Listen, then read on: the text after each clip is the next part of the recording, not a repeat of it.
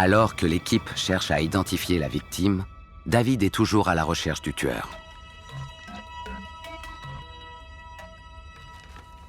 Il y a une autre affaire non résolue qui le hante encore. Ce sont les photos de la scène de crime de Belinda. Il pense que les deux affaires sont liées. Belinda a été découverte en janvier 85, à 3 km de là où notre victime a été retrouvée en octobre de la même année. Elle portait un pull noir et un sweat bleu. La voilà, c'est la victime.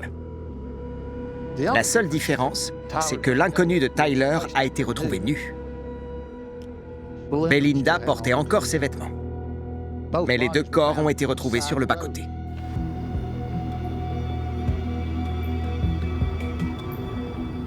C'est à cette intersection juste là que notre victime a été retrouvée. Et c'est là que Belinda se trouvait. Belinda était une prostituée. Elle travaillait dans le comté de Smith. Et elle utilisait la radio pour parler aux routiers. Elle leur demandait s'ils voulaient passer un bon moment, ils s'arrêtaient et elle montait. Truckers call them commercial company selling sex in moving motels. 5'8", 38D, black hair, brown eyes, short red dress, come on. En montant dans un camion, on se retrouve à la merci du chauffeur. Les deux victimes étaient des petits bouts de femmes. Elles étaient facilement maîtrisables. Vu que Belinda était travailleuse du sexe, je suis tenté de penser que notre victime faisait le même travail. Avec autant de similitudes entre les deux affaires, David se demande si les deux femmes ne sont pas mortes des mains du même tueur. On a connu de nombreux routiers tueurs en série qui s'en prenaient aux femmes à travers les États-Unis.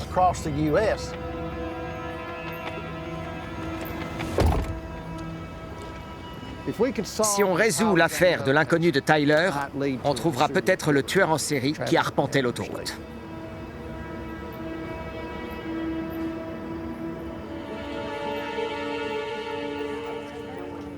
Cinq sœurs, d'accord. Il manque seulement un frère. Un seul.